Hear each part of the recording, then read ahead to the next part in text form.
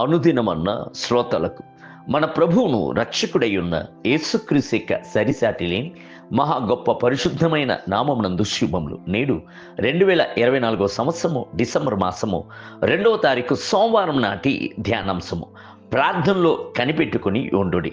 హబక్కూకు గ్రంథము 2వ అధ్యాయము 1వ వచనమందు ఆయన నాకు ఏమి సెలవిచ్చును, నా వాదము విషయమై నేనేమి చెప్పుదునో చూచుటకై నేను నా కావలి స్థలము మీదను గోపురము మీదను కనిపెట్టుకుని ఉందును అని అనుకొనగా, కనిపెట్టి ఉండుట అన్నది ప్రార్థనలో ఒక భాగమై ఉన్నది. నేడు అనేకులు ప్రార్థించుచున్నప్పుడు ప్రభు వద్ద తమ అవసరతల అన్నిటినీ విన్నవించుకున్న వెంటనే లేచి వెళ్ళిపోవచ్చున్నారు. ప్రభు యొక్క మెల్లని స్వరమును వినుటకు సహనముతో వారు కనిపెట్టుకుని ఉండుటలేదు. ఇందువలన పలు సమయముల యందు దేవుని యొక్క చిత్తమును తెలుసుకొనక పోవచ్చున్నారు. మీరు ఒకరితో దూరశ్రమంలో మాట్లాడుచున్నారని అనుకొనుడి. మీ అంతటి మీరే మాట్లాడేసి అవతల వైపున ఉన్నవారు మాట్లాడటకు సమయమే ఇవ్వక మీ సంభాషణను ముగించినట్లయితే వారు చెప్పుటకు తలంచినది ఏమిటని మీకు తెలియుటకు అవకాశం లేదు. వారికి ఆలోచన ఏమిటని మీరు తెలుసుకొనలేరు. చిన్న సమూయేలు, ప్రభువా నీ దాసుడును ఆలకించుచున్నాడు, ఆజ్ఞ నిమ్ము అని ప్రభు యొక్క పాదముల యందు కనిపెట్టుకుని ఉండేను. అప్పుడు ప్రభువు ఇతడు బాలుడే కదా అని నిర్లక్ష్యము చెయ్యక మనస్సును విప్పి సమూయేలుతో మాట్లాడాను. దేశమును గూర్చిన రహస్యములను ప్రధాన యాజకుడైన ఏలి యొక్క కుటుంబ రహస్యములను గూర్చి మనస్సును విప్పి మాట్లాడాను. ప్రభువునికై కనిపెట్టుకుని ఉండి ఆయన యొక్క స్వరమును విని అలవాటైనందున ఆ తర్వాతి కాలమునందు సమూయేలు గొప్ప ప్రవక్తగా హెచ్చింపబడెను. ప్రభు మీతో మాట్లాడటకు కోరుచున్నాడు.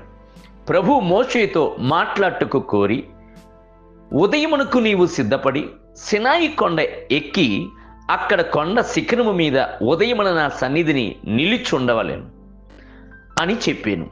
నిర్గమాకాండం 34వ అధ్యాయం 2వ వచనం. ప్రభు యొక్క సముఖమునందు కనిపెట్టుకుని యుండుటకు తీర్మానించుడి. దావీదు యొక్క అనుభవము ఏమిటి? యెహోవా ఉదయమున నా కంఠస్వరము నీకు వినబడను, ఉదయమున నా ప్రార్థన నీ సన్నిధిని సిద్ధము చేసి కాచియుందును. 5వ కీర్తన 3వ వచనం. నా కనుదృష్టి ఎల్లప్పుడూ యెహోవా వైపునకే తిరిగి ఉన్నది, నీ వైపు తేరి చూచి దినమల్లా నీ కొరకు కనిపెట్టుచున్నాను. 25వ కీర్తన 15 మరియు 5 వచనములు. ప్రార్థించుడి అని చెప్పవచ్చును, సొమ్మసిల్లక ప్రార్థించుడి అని ప్రభు సెలవిచ్చుచున్నాడు. లూకాసు వార్త 18వ అధ్యాయం 1వ వచనం. దీర్ఘ కాలముగా కనిపెట్టుకున్న కోరిక సఫలము కాకుండుట చేత హృదయము నొచ్చుకొనుచు మనోవాంఛ సిద్ధించినప్పుడు జీవవృక్షములే ఉండును అనుటియే సొమ్మసిల్లక ప్రార్థించుడు గల ఫలితము. సామెత గ్రంథం 13వ అధ్యాయం 12వ వచనం. మీరు సహనంతో ఉండి జవాబు వచ్చుచున్నంత వరకు ప్రార్థించుడి.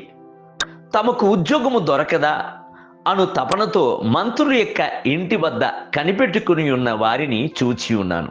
తమ పిల్లలకు వైద్య కళాశాల యందు చోటు దొరకదా అని ఎంపీల యొక్క వెనకను ఎమ్మెల్యేల యొక్క వెనకను అలయచూ కనిపెట్టుకుని ఉండి సొమ్మసిల్లిన వారిని చూచి ఉన్నాను. తన నాసిక రంధ్రముల్లో శ్వాసను కలిగి ఉన్న నరుడిని లక్ష్య పెట్టకము, వానిని ఏ విషయంలో ఎన్నిక చేయవచ్చును అని బైబిల్ గ్రంథము చెప్పుచున్నది. యెషయా గ్రంథం 2వ అధ్యాయము 22వ వచనం. దేవుని బిడ్డలారా, ప్రభువు కొరకు కనిపెట్టుకుని ఉండుడి. సహనముతో ప్రభువు కొరకు కనిపెట్టుకుని ఉండుడి. అప్పుడు మీరు సిగ్గు నొందక పోవుదురు. నేటి ధ్యానమునకై ప్రార్థన ఆలకించువాడా, సర్వశరీరులు నీ యొద్దకు వచ్చెదురు. 65వ కీర్తన 2వ వచనం.